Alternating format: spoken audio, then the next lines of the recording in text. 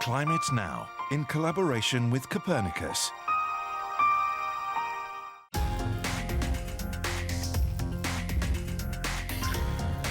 Hello and welcome to Climate Now, and this month we're here in Greece with scientists researching the growing problem of heat stress in the workplace.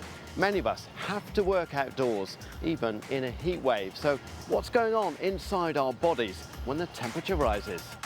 It's not our kidneys, it's not our lungs, it's not our heart, although these are also affected, but the central nervous system is the one that first breaks down.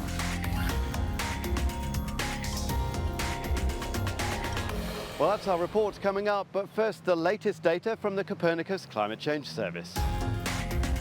March 2024 was the warmest March on record on a global level, with temperatures 0.7 degrees Celsius above the 1991 to 2020 average. Germany and the Netherlands had their warmest March since records began, and it was much warmer than average over the eastern United States and Canada. Meanwhile, parts of California were unusually cold and snowy. To put the data into a historical context, we have this graph of air temperature anomalies since the 1940s. It shows how the first 3 months of 2024 were over 1.5 degrees warmer than the pre-industrial average. Last month was wetter than average in much of Western Europe, especially France, Spain and Portugal. The heavy rain is reflected in this map of precipitation anomalies in blue. We can also see that the coast of Norway and parts of Eastern Europe were drier last month.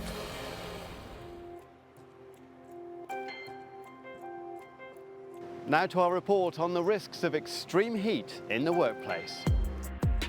The World Heritage Site of Meteora in central Greece is one of the country's top attractions. For the visitors, it's a day trip destination, but for tourist guide Nikki Milou, it's her workplace and the heat can be hard to bear. Πολλές φορές έχουμε 35 και πάνω από 35 βαθμούς Κελσίου, οπότε αυτό είναι αρκετά δύσκολο.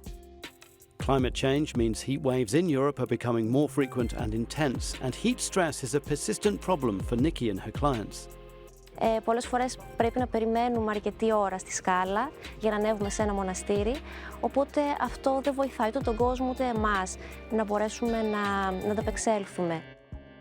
Like Nikki, a rising number of Europeans are now subject to what's known as heat stress at work. Here at the University of Thessaly, researchers are studying exactly how workers' bodies respond to the heat. Professor Andreas Fleuris leads the research, and today he's studying farmer Athanasios Peristeris, fitting him with sensors to measure his energy use and the temperature outside and inside his body. So on one hand, we need to know how his outer, we call it the shell, outer body feels, but also the core body, which is really important for brain temperature. The next step is to perform heavy manual labor in this chamber, which is warmed to heatwave conditions. As Athanasios works, 85% of his energy turns to heat, warming up his body, including his brain. While he's doing this kind of work, his core temperature is rising. And if it rises beyond 39.5 degrees Celsius, his brain temperature will start affecting how his nervous system works. At some point, your brain will collapse, and this will result in a condition that can even lead to death, which we call heat stroke. Back on his farm, Athanasios is hard at work. He admits he suffers on the hottest days.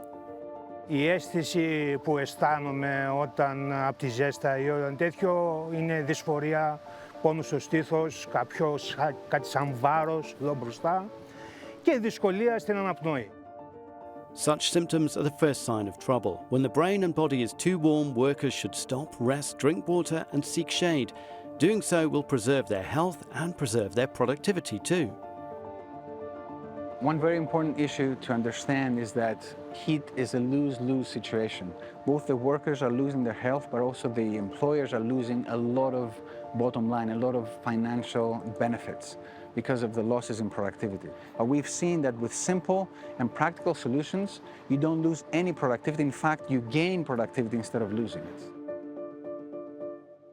Well, that's all we have time for, but you can read a lot more about heat, health and climate change on euronews.com/climatenow.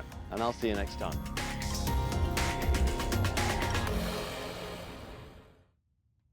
Climate Now, in collaboration with Copernicus.